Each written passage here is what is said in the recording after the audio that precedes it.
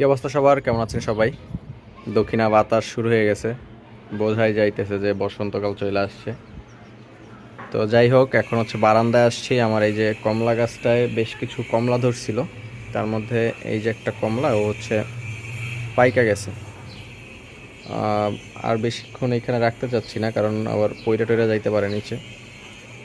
তো এটার এখন আমি নিয়ে যাব, ছিঁড়বো এটারে।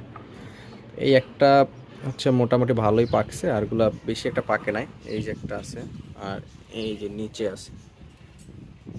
তো এইগুলো এখনো কালার আসে নাই, বাট ওর কালার চলে আসছে। তো ওরে এখন আমি ছিঁড়ব, বিসমিল্লাহ। আর এই হচ্ছে প্রথম।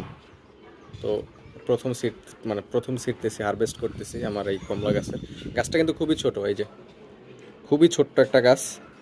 আর সেই ছোট গাছে মাশাআল্লাহ খুব ভালো পরিমাণে কমলা ধরছে।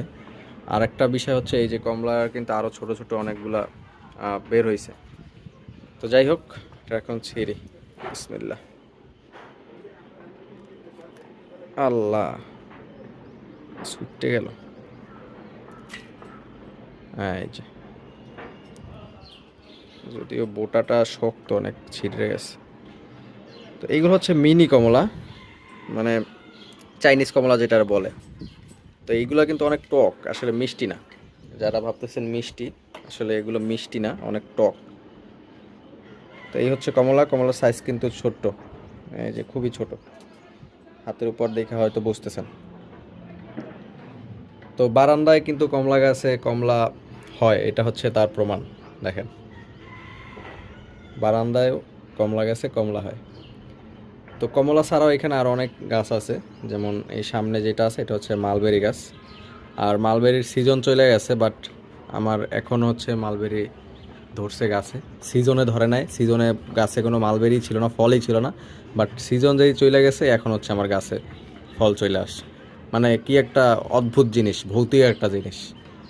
আর এই সেম জিনিস লেবুর ক্ষেত্রেও ঘটছে। লেবুর সিজনেও লেবু হয় নাই, এখন অসিজনে লেবুর ফুল বের হয়েছে। আর তুমি এইখানে আসছো কেন? এইখানে আমি ফেলাইছি, বীজ ফেলাইছি।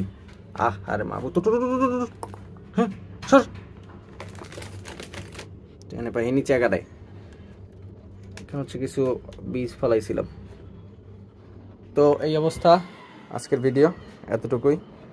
ভালো থাকেন সবাই, আল্লাহ হাফেজ, টাটা।